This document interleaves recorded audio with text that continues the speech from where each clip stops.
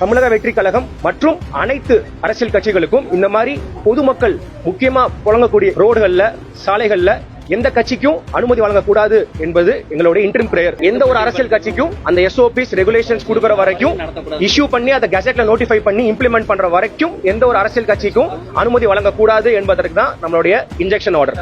வழக்கை விசாரித்த நீதிபதிகள் இந்த பிரேயருக்கு அனுமதி கொடுத்திருக்காங்க, இன்ஜெக்ஷன் அலோவ் பண்ணிருக்காங்க. சோ கொடுத்த இன்ஜெக்ஷன் பிரகாரம் இனிமேல் அந்த SOPs guideline state government regulate பண்ணி இஷ்யூ பண்ற வரைக்கும் எந்த பொலிட்டிக்கல் பார்ட்டியுமே இந்த மாதிரியான ரேலிஸ் ரோட் ஷோஸ் கண்டக்ட் பண்ணக்கூடாது என்பதுதான் இன்னைக்கு சென்னை உயர்நீதிமன்றம் மதுரை கிளையில் வழங்கின ஆர்டர். அது போக மெயின் பிரேயர்ல கூடிய சீக்கிரம் அரசாங்கம் ஹை லெவல் கமிட்டி ஃபார்ம் பண்ணி நம்ம தரப்புல வச்ச வாதம் என்னன்னா, ஏற்கனவே national institute for disaster management, national disaster management authority, தேசிய பேரிடர் மேலாண்மை இயக்கம், அது போக bureau for police research and development, இவங்க எல்லாருமே ஏற்கனவே ரிசர்ச் பண்ணி சயின்டிபிக்கா விஞ்ஞான ரீதியா இந்த மாதிரியான பொதுக்கூட்டங்கள்ல என்னென்ன விதிமுறைகள் கடைபிடிக்க வேண்டும் அப்படின்னு ஒரு எஸ்ஓபி கொடுத்திருக்காங்க. அதை லெட்டர் அண்ட் ஸ்பிரிட்ல இம்ப்ளிமெண்ட் பண்ணாலே இது மாதிரியான துர்ச்சம்பவங்கள் மேற்கொண்டு ஏற்படாம இருக்கும்.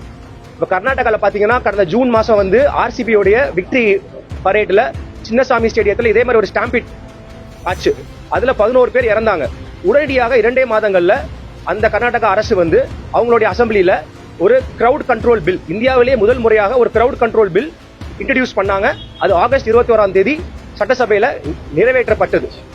அது மாதிரியே நம்ம தமிழ்நாடு கவர்மெண்ட்டும் அதை அடாப்ட் பண்ணி நம்மளும் அது மாதிரியான ஒரு வளர்ந்த மாநிலம் தான். மேற்கொண்டு இது மாதிரியான துர்ச்சம்பவங்கள் நடக்காம இருப்பதற்காக அது போன்ற ஒரு கிரவுட் மேனேஜ்மெண்ட் பில் நம்மளுடைய மாநிலத்தில் இருக்கும் பட்சத்துல இது மாதிரியான அரசியல் நிகழ்வுகளில் முக்கியமாக ஏற்படக்கூடிய மரணங்களை இதுக்கு மேல இருக்காம தவிர்க்க முடியும். அது எங்களுடைய மெயின் பிரேயரா இருந்துச்சு.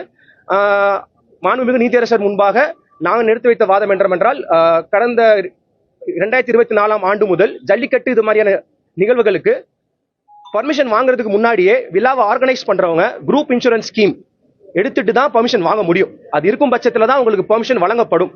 சோ அது மாதிரியான ஆர்கனைசர்ஸ் மேல லயபிலிட்டியை பிக்ஸ் பண்ற குரூப் இன்சூரன்ஸ் ஸ்கீம், இண்டெம்னிட்டி பாண்டோ, செக்யூரிட்டி டெபாசிட் இருக்கும் பட்சத்துல அவங்களும் அரசாங்கம் விதிக்கிற உரிய விதிமுறைகளை பின்பற்றி இது மாதிரியான துர்ச்சம்பவங்கள் நடக்காம தடுப்பாங்கன்றது நம்மளுடைய வாதம்.